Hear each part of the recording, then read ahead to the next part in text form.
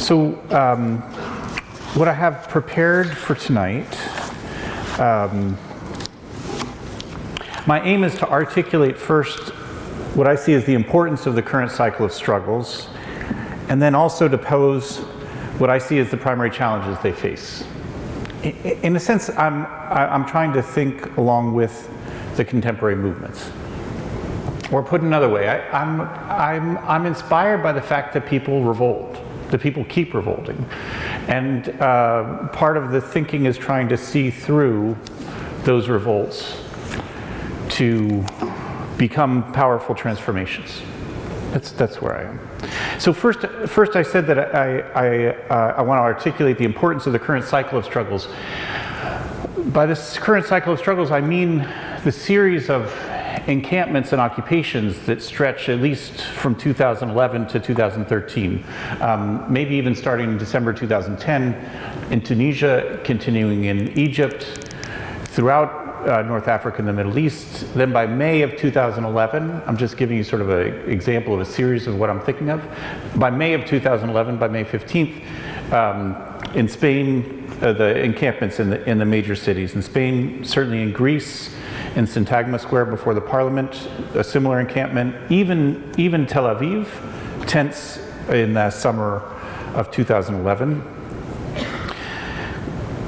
And then finally, September in 2011, Zuccotti Park, Occupy Wall Street, the various Occupy movements. I would say that then continuing even with this past summer, 2013, starting in May, in Istanbul, Gezi Park or Taksim Square, similar occupation, and even Brazil protests during the summer in June, starting over transport strikes. I put all these together. So you first might be asking, why would I put all these together and call them a cycle? They're obviously very different revolts or insurrections, and particularly they're aimed at different political regimes. That I certainly recognize. Nonetheless, I think it's useful to think of them as a cycle because they share a set of practices and aspirations.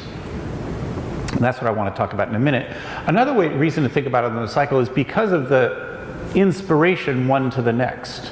That, for instance, in the occupations in May 2011 in Spain, in Puerto del Sol, for instance, they were inspired by and thought they were translating what had happened in Egypt a few months earlier.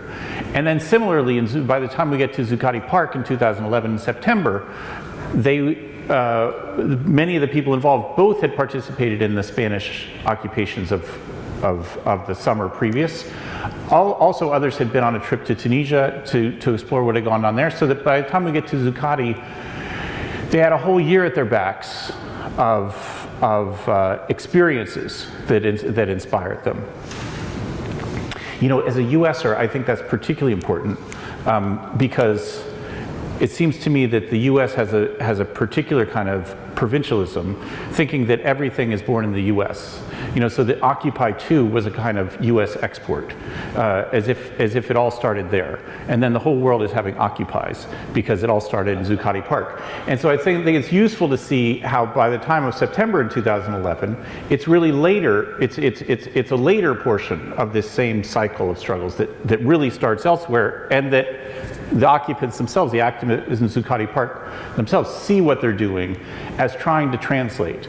Like, instead of a revolt against the tyrant, it's against the tyranny of finance, as a kind of way of translating what they had learned from or what they were inspired by, say, of Tahrir Square, to occupy Zuccotti with that kind of translation. It's a little way of trying to get out of US provincialism. But I think in all of these situations too, of recognizing that it goes well beyond the national boundaries. Each of these instances of revolt are translations of the same struggles that were going on elsewhere. Yeah, here's one other translation example that seems to me useful. In Gezi Park in May of 2013, occupying the park, the hashtag for it was Dereng Gezi. Is there Turkish speakers here that would help me? It means, you know, literal translation is resist Gezi, but they translated it into English as occupy Gezi, which I think was incorrect translation, but in fact a correct political translation. Because in some ways, Gezi was taking up Zuccotti Park and all the previous ones. So if you get my idea, I just wanted to give you an idea why one might think of this as a cycle of struggle. Is there a kind of change? I could see some people are displeased with my translation abilities, which I'm perfectly aware of. But anyway, we can get into that later. What I wanted to give an idea of is the kind of subjective chain going on, that these, what has happened in the last few years, and a reason for considering a cycle, is this subjective translation process that's gone on from one location to the next, adopting and inspired by both the practices and the aspirations. Yeah, so let me give an idea of what seems to me as characterizing this cycle of struggles. So maybe it'd make a little bit more sense to you. And it's useful for me, partly just because it's my own personal reference point, but maybe yours too, to think of them, this cycle of struggles, in relation to the altered globalization struggle from 10 years earlier. And by which I mean that cycle, I'm thinking of perhaps starting in Seattle in November 1999 with the WTO protests, continuing in Quebec, in Washington, D.C. with World Bank IMF struggles, Gothenburg, Prague, ending in Genoa, let's say, in 2001. I think of that also as a cycle of struggles. But it has some different qualities, so I thought the comparison might be helpful. So for instance, that cycle of 10 years ago, the altered globalization cycle, I consider fundamentally nomadic. You know, the derisive way of talking about that cycle was that they were summit hopping, that moved the appointments, the schedule moved on the calendar of these summit meetings and moved from one to the next, so that we had a World Bank IMF meeting in Washington, therefore we do an action there. Then we have a G8 meeting in Genoa, et cetera, we move there. So it's fundamentally nomadic, whereas I think that what characterizes these encampments and occupations of the current cycle is their sedentary nature. The fact that they're not nomadic. In fact, they won't move. That's what characterizes, that's an encampment. And in fact, more than the fact that they won't move, like they won't leave the square, it's that they, I think, are fundamentally rooted in the territory, by which I mean fundamentally related to local and almost always urban social issues, often neighborhood by neighborhood. For instance, at Puerta del Sol in Madrid, the so-called indignados in May of 2011 had a series of what they called commissions, each of them having to do with a specific social issue, like in a neighborhood, like sexual violence in this neighborhood, or people struggling with mortgages in this neighborhood, or each a different social problem. That's what I mean by rooted in the territory. And I think that's characteristic of each of these nodes in the network of this cycle of struggles, that each one is fundamentally rooted in local characteristics. Okay, that's the first thing. The second, another contrast with the altered globalization movement is that whereas the altered globalization movement, I would say, was centered on the concept, the political concept around which it centered was that of justice, and it was often known as a global justice movement. What I find most significant in the current cycle of struggles is the centrality of the concept of democracy. For instance, I mean, it certainly was a question, especially from the outside, but also from the inside in 2011 in the North African context. But also in Spain, I found very interesting in that the indignados with the encampments in May, when they started, they launched as their primary slogan, Democracia Real Ya, like, real democracy now. Now, I have to admit, when I first heard the slogan, I felt a little uncomfortable, even though I'm one who talks about democracy, because it's difficult, I think, on the left to talk about democracy these days. I think for the recent decades on the left, it's hard to pronounce the word democracy, because democracy has come to mean essentially what they say it means. Like, at best, democracy means something like periodic elections and separation of powers. But what it really usually means in most countries is, if you hear them talking about democracy, you should start running because the bombs will start falling. Like, democracy means essentially following the will of Washington or something like that. Democracy has become so corrupted as a concept, it has seemed unusable on the left. And so the veteran activists, this is also true that in Madrid, the veteran activists felt kind of awkward with this, but the ones new to the struggle insisted on the slogan Democracia Real Ya, in a way inspired, of course, by what had gone on the other side of the Mediterranean. And I think in each of the instances of this current cycle of struggles has been developed an element of democracy, or insistence on democracy, an insistence on a real democracy against that sham that they're selling us as democracy. I mean, that's in a way already contained in the Spanish slogan. Real democracy now, rather than that sham democracy you're selling us, something like that. Okay, third element, which would require probably a much longer explanation. I think all of these struggles, the current ones in this current cycle, are centered around a insistence on the right to the common, especially the common in the urban setting, like making the metropolis itself common. What I mean by the common here is that neither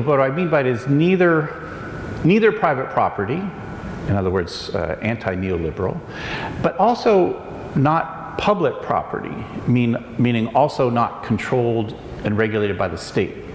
It's an example for me that at least is helpful as an introductory one is about Gezi Park itself. So I'm thinking again about May 2013 in Turkey. The spark that started the protest was the construction in Gezi Park, a central park of Istanbul, perhaps the most central park of Istanbul, the proposal to construct a shopping mall in the form of an Ottoman barracks. Like, what a fucking bizarre idea in the first place. But anyway, it was a lovely combination for them of a neoliberal project, the privatization, construction of a shopping mall, but of course with the memories of in the imperial past, all blended into one. So it was an anti-neoliberal struggle, blocking the bulldozers in the park, but at the same time it was not appealing to the state. It was not protecting of the public against the private. It was rather an insistence on making that space common. In other words, that neither controlled by the state nor by the private corporations. So what it meant to make the park common, at least during the weeks of the occupation, was to mean that there would be open and equal access and a collective mechanism of management. So that's what I would say defines the common in these instances, which is neither public nor private. Equal and open access, and a mechanism of collective self-management. I think that's the case in all of the different occupations and encampments, and right, even in Brazil, maybe in a different way. But let me put that off for a minute. But that seems to me the third characteristic that is shared among all of the elements of the current cycle. The fourth one, which is what sets up what I really want to talk about this evening, is what I would call the multitude form of these struggles, by which I mean simply that they were not directed by or carried out by centralized traditional political structures, either parties or centralized leadership. And so it often go under the label of leaderless movements.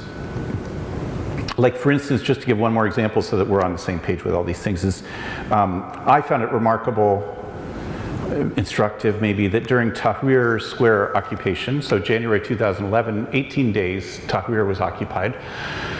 And during those 18 days, in the New York Times, every day there was an article about who was the real leader. Like, who's either the real leader in the square or the real leader behind the square. And I'm sure you remember these stuff too. Like, one day they figured it must be El-Baradei, the Nobel physicist. He must be the real leader. Then another day they picked the Google executive, I can't remember his name. And then a third day they picked somebody else. Every day there was like a new leader that it had to be, because they had to find the real one. What they couldn't figure out is that there wasn't a leader in Tahrir, which doesn't mean there was an indifferent or homogeneous mass. There were rather different groups, unequal groups, but that had found a way to cooperate horizontally with each other in what I'm calling here a multitude form, without a centralized leadership. And That's characteristic, of course, in different forms, but it's a kind of, let's call it this, a kind of experimentation that's common to all of these different elements of the current cycle. All of them are experimenting with horizontal, non-centralized forms of organization.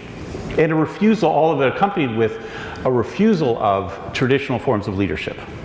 I think that much seems clear.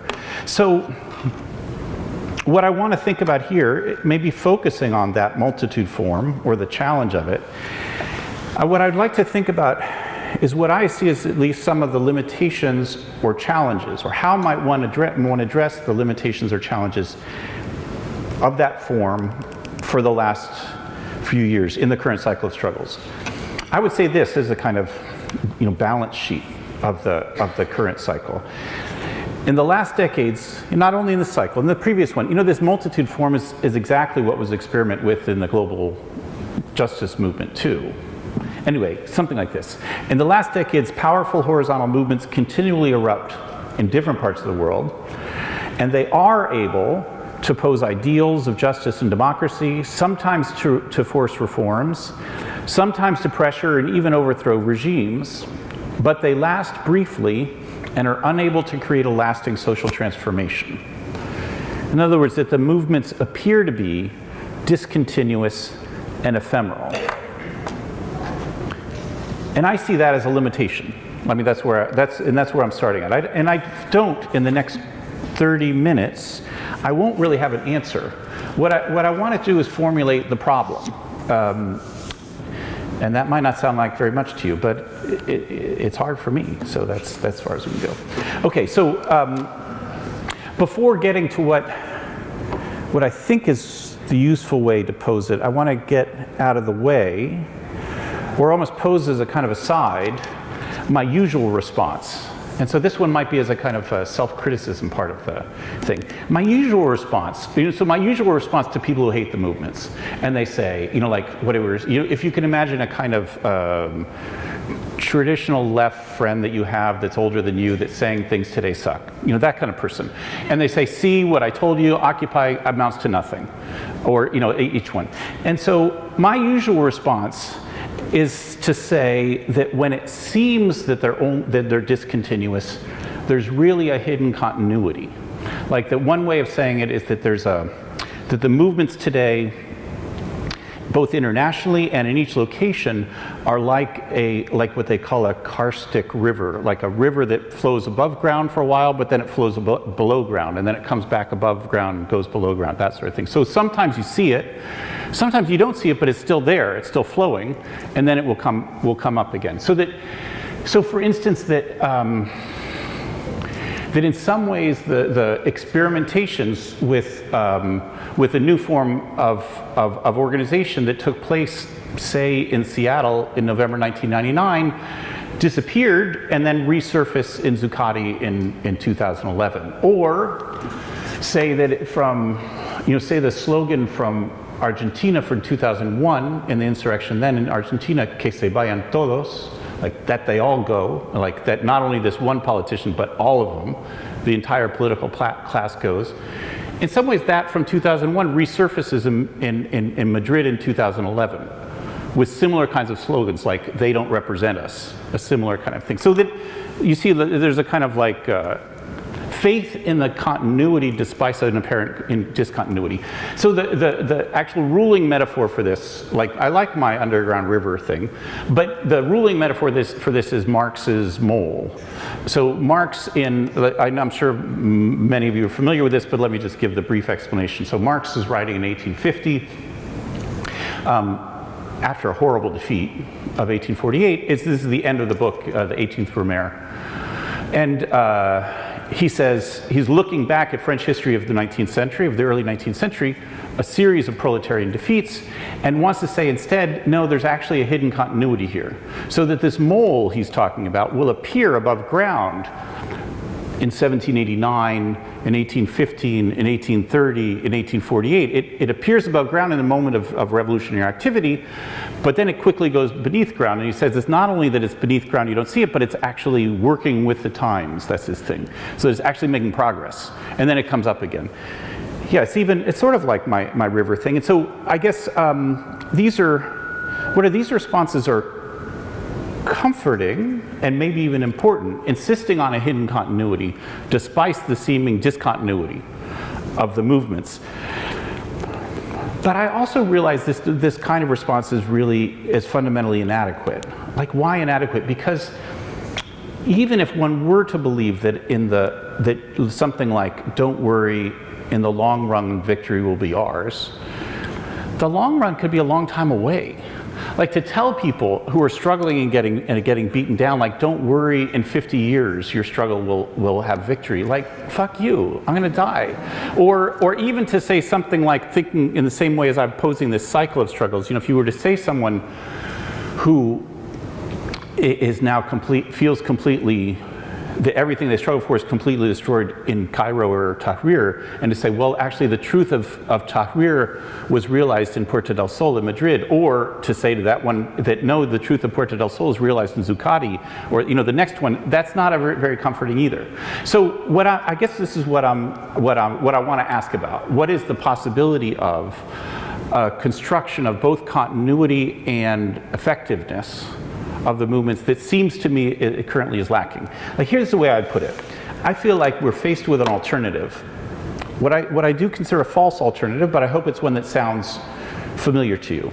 It appears today that the movements, and I would say the left as a whole, is faced with an alternative. Either create something that's beautiful, democratic, horizontal, joyful, but that doesn't last and is ineffective, or be satisfied with hierarchical leadership structures and traditional organizational forms, the party say, something like that betrays our democratic aspirations with the promise, but I think it's a false promise, to be lasting and effective. Sorry for all the commenting in the middle of that. I just couldn't get it out without saying that. So it seems to me, yeah, I could give you examples of the two sides. I mean, I could also name friends, you know, people on the two sides, you know, like, you could say on the movementism side, like, you could certainly put John Holloway on that side, David Graeber, I think, be on that side. A certain Zapatismo, but not the Zapatistas themselves, would be on that side. On the other side, the other side, let's call it the return to traditional political leadership side, Slavoj Žižek's preoccupation with the party, often using Syriza as example. Jody Dean also in the small book about communism has that thing. You could also I would put the various progressive governments in Latin America and their experiences on this side. A return to traditional party structures for the idea of their leadership and effectiveness. There are other examples too that I find more complicated, interesting, worth talking about. This Partido X in Spain now that's presenting for the European elections, the Pirates in Germany, different sorts of things like this. I think all of these solutions are virtuous, can be virtuous, but I see them all as running up against limits and as fundamentally responding to a poorly posed problem, to in fact answering the wrong question. That's what I want to say, that both these sides, and like I say, I have friends where I find myself on both of these sides, I think it's thinking in the wrong way, posing the wrong question. So let me try to do that. For the next 15 minutes, I want to try to articulate what I consider the traditional problem that this form of political alternative is responding to, and then I'll try to end to reformulate the problem that I think really poses what we're facing today. It sounded a little grander than what I mean it, but that's the way it goes. So it goes something like this. I guess I'm going to start even more grand. Here's what I see as the traditional problem and the forms of organization. And what do I mean by the traditional problem here? It's really about leadership. That's what I'm questioning here.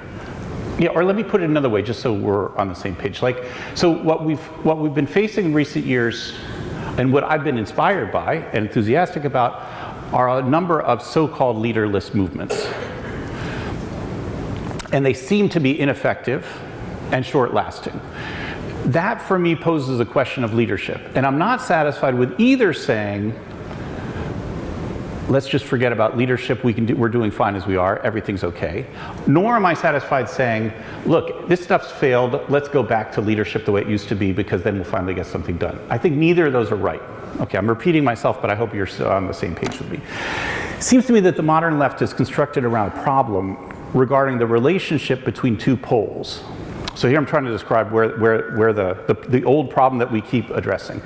The two poles meaning democracy and authority, or more specifically, this is a better way of saying it, spontaneous action and partial interests of the masses on the one hand, versus the planned projects and general will of central leadership on the other.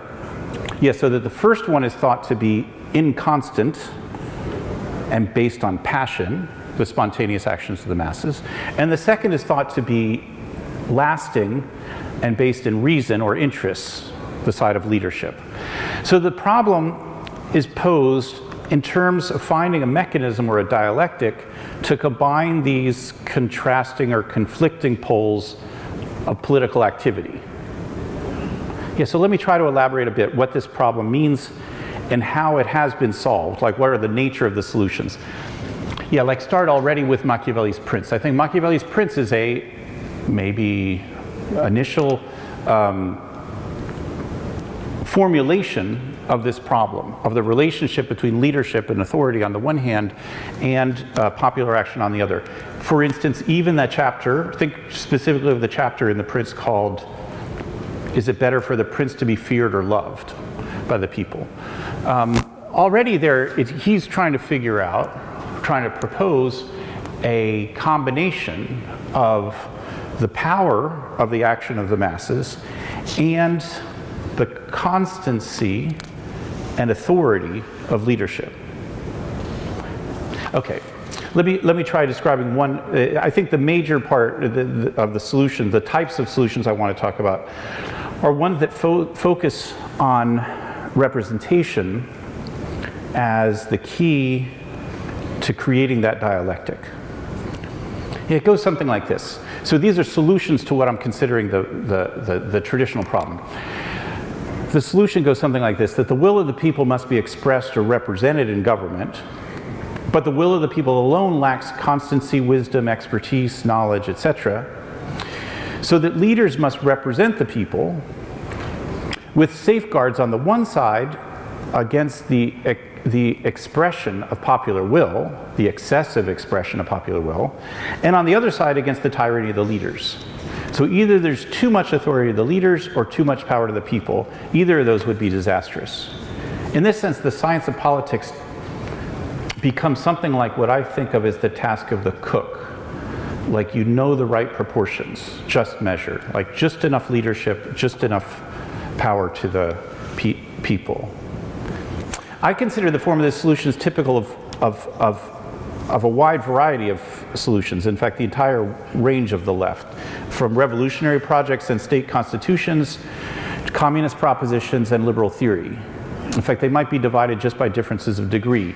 Yeah, for instance, when you think of in Rousseau's Social Contract, when Rousseau proposes the general will as a representation of the will to all, as a form of leadership that can both be attached to the popular will and abstracted from it as a constant formation. Or better, this is maybe better as a part of the liberal tradition, think of James Madison's notion of representation in the Federalist Papers, in the discussions leading up to the ratification of the US Constitution.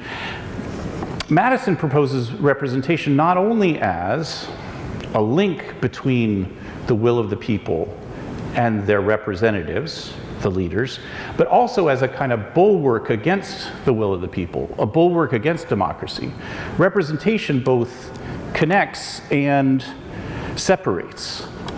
And so it operates a kind of mixture, between the spontaneous will, this is of the masses, and the wisdom of the leadership. Okay, let me give you two communist examples just because that's where my heart lies, but I think that they're really no different from these others. Here's the Trotsky example from the history of the Russian Revolution. Like I would say, it's the same, what I'm interested in all of this is how what they see as the horizon of politics is that question about how to combine the action of the people together with the constancy of leadership. That's what I'm. And in fact, that the will of the people and of the trade unions and of unorganized workers all resides at the level of tactics, and that strategy is reserved for the party or for leadership. Yeah, so here's Trotsky's lovely formulation, where he says something like revolution equals spontaneity plus conspiracy. Yeah, so let me read Trotsky saying the same thing, which is, so Trotsky says, in order to conquer power, the proletariat needs more than a spontaneous insurrection. It needs a suitable organization. It needs a plan. It needs a conspiracy. Yeah, so conspiracy here, he means it in a good sense, if you were getting tricked by it. He means leadership. He means, that's what you need, is you need that combination, he's saying, of the spontaneous insurrection of those who are enraged and the wisdom of this conspiracy of leaders. Here's Gramsci saying the same thing, or a similar thing, his definition of democratic centralism. This is in the Prison Notebooks, the part on the modern prince. It's book 13, if you care about those things. So Gramsci says this: democratic centralism is a centralism in movement, so to speak, that is a continuous adequation, I think that's a word in English, a continuous making adequate of organization, leadership, to the real movement, bringing together the thrust from below with the command from above, continually inserting the elements that spring from the depths of the masses into the solid frame of the apparatus of direction that assures the continuity and regular accumulation of experiences. Yeah, so feels to me super clear about the way Gramsci is understanding this democratic centralism. It's not like you just have party authority that knows better for people, but rather there's a constant relationship between the action of the people and the guidance of leadership. Right, it seems to me, of course, all these solutions are different. I'm not saying that Machiavelli, Rousseau, Madison, Trotsky, Gramsci are the same, but rather that they're all regarding the same problem about the spontaneity of the masses and the direction of leadership, a kind of dual relationship between those two. Representation, like the representation of the masses in leadership, and also the directive function, in some ways a certain kind of pedagogy, I would say, that of leadership towards the masses. Yeah, here's an aside. I'm sorry if some of you like were misled and are not really interested in questions of political organization and hence are bored by that sort of thing. Like, A, I apologize. B, you might think of this whole question as being about the role of the intellectual. Like, that's what I think is also at stake in this. It's the exact same problem. That the role of leadership and the role of the intellectual are really one and the same, or is quickly translated the one to the other. I could elaborate that in a minute, but if you were bored by this, you can ruminate on that, and I'll come back to it in a little bit about what the question of intellectual leadership. I'll just give you a very summary of some other. I don't need to do that. I was going to give you a slightly different formulation of these, of Rosa Luxemburg or of Chinese Cultural Revolution as in a way, a slightly different form of responding to this traditional problems. But maybe that really doesn't matter. What I'm trying to say is to articulate what I see as the traditional horizon, let me put it that way, for considering left politics. And that traditional horizon is, what are the mechanisms to connect a strategic leadership that has reason and long-lasting interests at core, and the power of the masses, which are themselves based on a certain passionate drive and are inconstant. There are a range of solutions, but it seems to me that's finally the nature of the problem. I think that today all the traditional solutions to this problem are failing. like that the two poles of the dialectic are falling apart. On the one hand, traditional electoral parties are unable to govern, that representation is increasingly seen as a sham, like the examples I gave before about the indignados, about the Spaniards' critique of both democracy and representation would be one. I mean, vanguard parties, such as they exist today, seem to me completely unable to engage the multitude. In short, it seems to me that today that leaders are unable to lead. I'd put that on one side. On the other side, activist networks and direct action tactics, they do, of course, like I said earlier, gain large participation, but at least seems to me they're unable to continue action over a long term, create effective counterpowers to challenge the ruling powers of today, and third, to carry through social transformation. Yeah, so to this situation, one might respond, sort of as I said earlier, one might respond to return to the basic problem itself and create better solutions, like maybe we just need better leaders, or maybe we just need a better party, or maybe we need a new combination, a new proportion of popular input and leadership. My view instead is that the problem itself is poorly posed, and that we need to look beyond competing solutions to interrogate the problem itself. That's where I've been going this whole time. A poorly posed problem will only generate false solutions. Or another way of saying the same thing with a different kind of suggestiveness to it would be to think of that sentence from Marx from the preface to the Contribution to Critique of the Political Economy, where Marx says, humanity only poses itself such problems that it already in some sense has the tools to address. I'm not saying exactly right, but it's more or less something like that.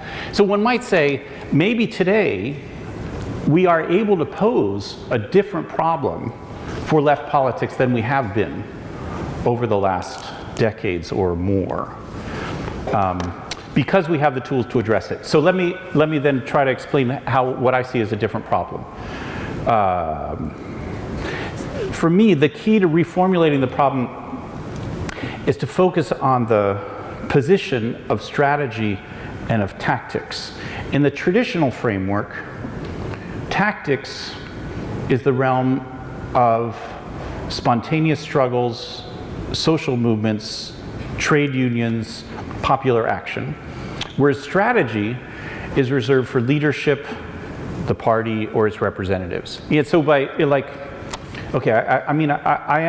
using it, but I'm somewhat displeased by the military language, although in a lot of political language, military terms go through. But what I mean to say in this is that tactics means immediate, partial, and variable. Yeah, so like tactics, when people say, like when it's traditional to say that trade unions and social movements are the realm of tactics, what they mean when I say that they're immediate, they're also partial, remaining not the general interests, but their own specific interests, and variable, inconstant.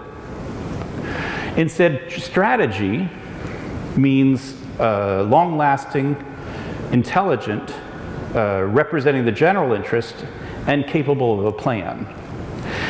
So here's what seems useful to me, is to pose a new problem based on a reversal of the tasks of tactics and strategy. Like, what if we were to consider the movements as the realm of strategy? That is, the movements the realm of lasting programs, intelligent, capable of making a plan, and instead put leadership merely at the level of tactics.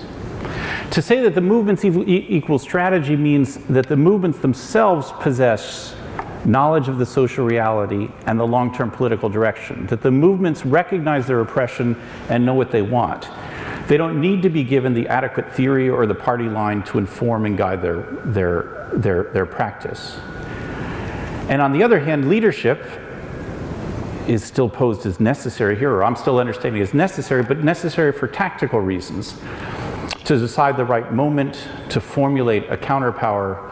So whereas movements mark the long-term course, leadership is always short-term and tied to specific occasions. Leadership becomes a weapon to wield and dispense of as the occasion dictates. Right, to say that leadership is tactical, occasional, variable, doesn't mean that organization is not necessary, but this would pose a new type of organization. So here would be the new problem: how to organize the strategic projects of the multitude with the tactical deployments of leadership. Yeah, so here, let me try to explain a little bit more in order to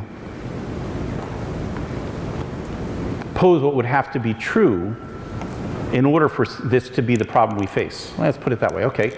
On the one hand, one would have to verify that the multitude is capable of sustaining strategic projects.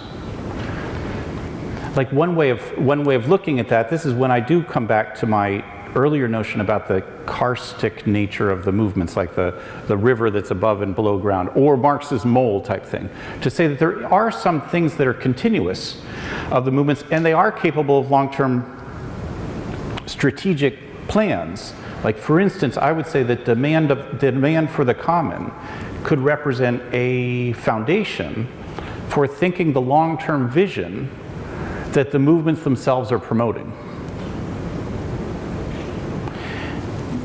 Yeah, let me say, okay, Henry earlier was inspiring another line that would go through here, which I, you know, when it's traditional, like especially, but not only in the communist literature, to refer to that, to insurrection, like Trotsky was, in terms of the spontaneity of the masses. That term spontaneity, I think this is the kind of thing that Spinoza would say about it. Spontaneity just means you're ignorant of the causes. Like spontaneous, when you say that a revolt was spontaneous, just means you don't know what those people were caused by. But of course they were caused by something. So if you were, instead of thinking of the action, popular action, or the action of the multitude as spontaneous, and rather entering into the causes and even conducting a kind of pedagogy about what is necessary to make constant and lasting the projects of the revolting masses, that might be a way of verifying, like I was saying, that the multitude is capable of sustaining strategic projects. Like is capable of what we used to think, or what the old problem thought only leaders were capable of doing. A more substantial verification of this, or one that interests me more but it takes much longer, this is the kind of thing that Tony Negri, my co-author, and I end up doing a lot of, is studying people's capacities for cooperation, creating social relations, self-organization, etc., in everyday life. Like, what are people's capacities for cooperation and self-rule?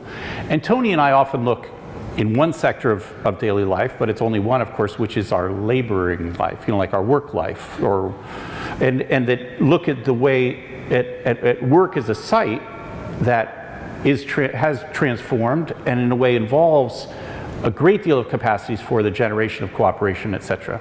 Yeah, let me refer to one Lenin dictate, because I like to think of myself as Leninist as opposed to many people who claim themselves to be Leninists in this kind of regard. So I'm thinking of a line about democracy in State and Revolution. So Lenin's writing in 1916, right on the eve of the October Revolution. And he's arguing for democracy in Russia, but he says that one has to be patient because the Russian people are not capable of self-rule. He doesn't quite say it that way. What he says is this. He says that the Russian workers at work need a boss, and therefore in politics they need a boss. Like that the organization of labor in the Russian factories requires a hierarchy and a kind of leadership, and therefore, because of people's capacities, they also need a party structure in that form. So I think what the properly Leninist response today, which would probably confound those who normally call themselves Leninists, would be to say, what are people's capacities at work today? Like, in what sense are people capable at work of a kind of production of cooperation, production of social relations, a kind of self-organization? And if they are in work, then they are also in politics. So that would be, yeah, the way of, both that too is how are people capable of, how is the multitude capable of sustaining itself in long-term strategic projects. I had another example from W.E.B. Du Bois, but I think I'll skip that. It's more or less along the same lines. So that would be one thing that one would have to verify. Is the multitude, does it make sense? Or in what sense does it make sense? Or could it make sense? What sense could we have a project? Sorry to reformulate it 3 times. In what sense could we have a project that the multitude today becomes capable of self-rule and hence strategic projects? The other thing that one would have to verify or investigate to make this sensible is to invent forms of leadership that are merely a kind of deployment, like leadership that remains at the level of tactics and never usurps authority. How could we invent a leadership that's effective for certain temporary goals as a weapon in the service of the multitude? Okay, so just to remind you where I started, and then I'll stop. Just as thought it'd be useful to return to what I earlier referred to as this false alternative, like that I feel that the movement today are also often faced with a question, neither solution of which is good. Like either be satisfied with leaderless movements and their lack of effectiveness, or accept traditional forms of leadership as if they would be effective. My argument was really that this logic relies on a traditional formulation of the problem of politics, and that a new problem would be posed in 2 parts. Like one about leadership, how to create forms of leadership that don't claim to represent or take responsibility for others, leadership that doesn't dictate overall goals or demands, leadership that's effective and temporary weapon. In fact, there's where you'd say, well, what would the intellectual look like that's that? And then the second part of it is creating a multitude, like creating a popular formation, put it that way in old terms, and recognize and reinforce the long-lasting and strategic plans of the multitude, its ability to think together, to make and carry out long-term projects, its capacities for self-rule. So in my view with this, we should neither be satisfied with leaderless movements, nor should we heed the call to return to traditional parties and leadership structures. Only instead, by reformulating the problem of political organization, it seems to me, can we arrive eventually at real or different solutions. That's all I got.